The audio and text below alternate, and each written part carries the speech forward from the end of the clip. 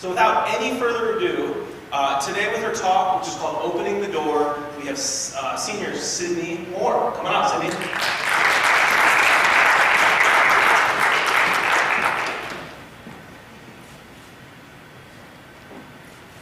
What makes humanity special? Go ahead and think about it. I've asked you a very difficult question. Now, you may have thought about us landing on the moon, or the invention of the light bulb. But I believe that's what makes humanity different. What makes us special is our ability to heal a broken leg. Now imagine this. You're part of a pack of wolves hunting in the forest. You run and you step into a rabbit hole. Your leg snaps. Boom. That's it. It's over. That leg will take months and weeks to heal, and in that time you can't guard anyone else or get food. So, for the good of everyone else, they leave you behind. But we're not wolves, we're people. So, you'd be taken back to whatever hunting camp or village that you came from, and during the time that you heal, they would take care of you. We make technology to help others. We want to see each other succeed. It's a part of our humanity. But recently, we seem to be losing this sense. It's all about me, what I want. But we've lost what makes us special. We've lost our humanity. But I believe that we can get it back. There's only one thing that we have to do to get there. And it may sound pretty simple when it just comes out of my mouth, but in reality it's a little bit more difficult than that.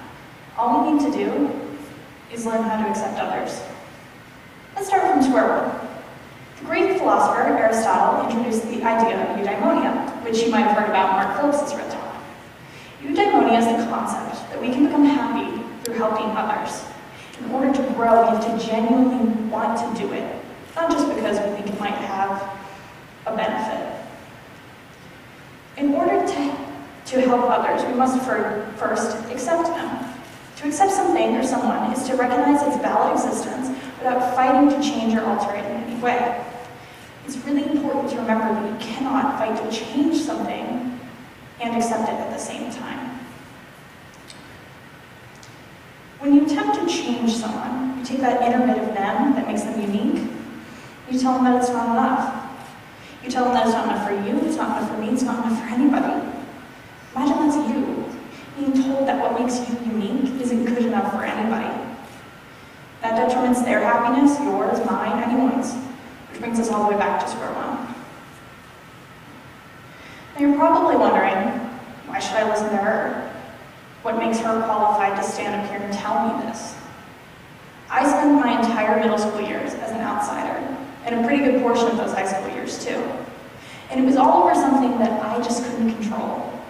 I spent night after night wondering why wasn't I treated the same as everyone else. And sometimes that feeling still stays, and sometimes I'm still treated that way. But the one thing that I learned is that I shouldn't have been treated that way, and nobody should, no matter what. Imagine if we treated everyone with respect. If we saw every person on the street as an equal. If we held open the door for whoever was behind us, regardless of where they came from, what they sounded like, their gender, their race, their sexuality. And the only thing that really keeps us from this is ignorance, which at its core is just a lack of understanding. When you start to accept others, you become friends with more interesting people. When we start out as kids building our friend groups, everybody's pretty much the same. We all come from the same background, we look the same, we talk the same, we have the same socioeconomic background. When you start to accept others, you learn diverse cultures and rich stories. Friends come from unexpected places, but you cannot expect them if you would never accept them. I believe that we can learn from everyone. Regardless of who they are or how we meet them, we can learn from them. And when you learn from someone, your worldview begins to grow. When your worldview grows, you become more curious, which leads you to new people, which leads to your worldview growing and you becoming more curious. So the cycle continues over and over again.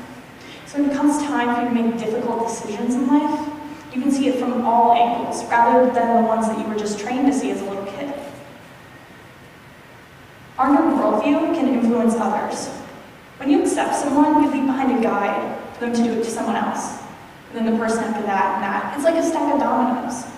One after another, and soon enough when they look back on the line, and your legacy, that one time that you accepted someone, it's alive and well. But none of this can happen in the first place if you don't even know how to accept others. It's important to remember that it's about who they are, not who you want them to be. We'll never understand everything, and this doesn't just go for the origins of the universe or how a gear turns. It's also about what's inside you, what's inside me. The only person that you have a right to change is yourself. Accepting begins within, and I don't mean just what you say, but what you think. When we allow judgmental thoughts to fester inside of our brains, it influences the way that we speak to others, which influences how they see us and how we see them. When we stop those thoughts, we gain the ability to see everybody on an equal level. It's crucial to try and look for the good. Not accepting someone is just the product of only seeing the negative attributes about them. Let's focus less on what separates us and more on what brings us together. Think of all the good that they've done. Think of all the good that they've brought to the world and all that is yet to come. Forget the bad, forget the past, forget what they did back then. Because it's about right now, and it's your job to see them for who they are in that moment. When trying to look for the good, it's pretty easy to filter things into good or bad, right or wrong, black or white. It's pretty easy to see that one viewpoint is completely correct and all our versions is skewed and irredeemable and awful. But it doesn't work like that. Because if it worked like that, we would all see in black and white. I don't see in black and white, neither do you. We see every color and all the hues that they have to offer. And our brains have to work the same way. It's important to see everything from their viewpoint. And we don't mean their beliefs or their ideas or their political ideology. What I mean is who they are in that moment. Think of a time where you were unaccepted. Think of a time where you were left out and cast aside. Now know that they, in that moment, are in the same pair of shoes.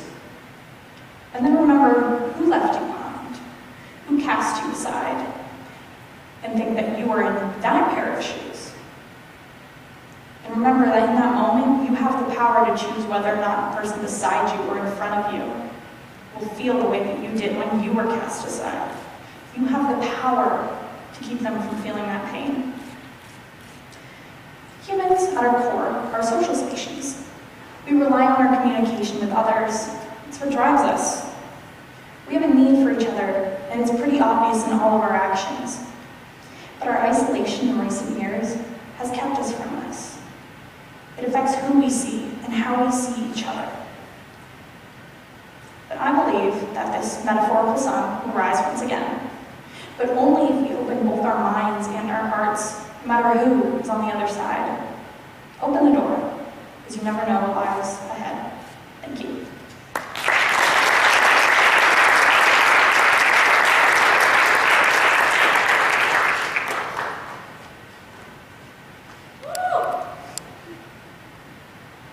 Okay, so we have a time for a few questions.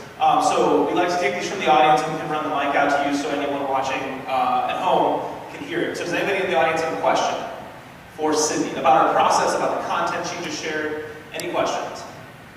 As they're thinking, okay, Melissa has one. How you want to run this to her?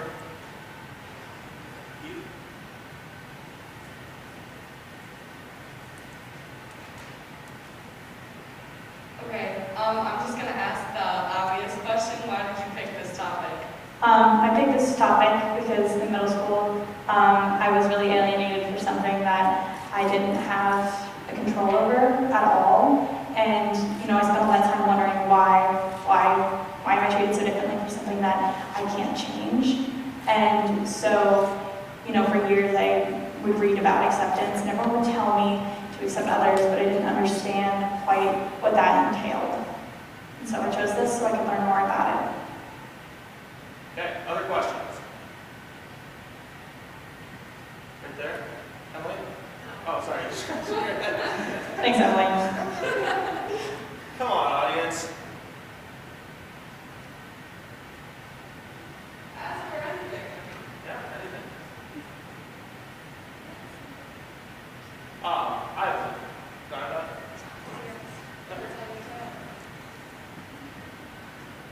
So this is all about acceptance. So what is the first step that people need to do? Like if you think a person is not very accepting of other people, what is step one to kind of turn the tide and begin to be a more accepting person?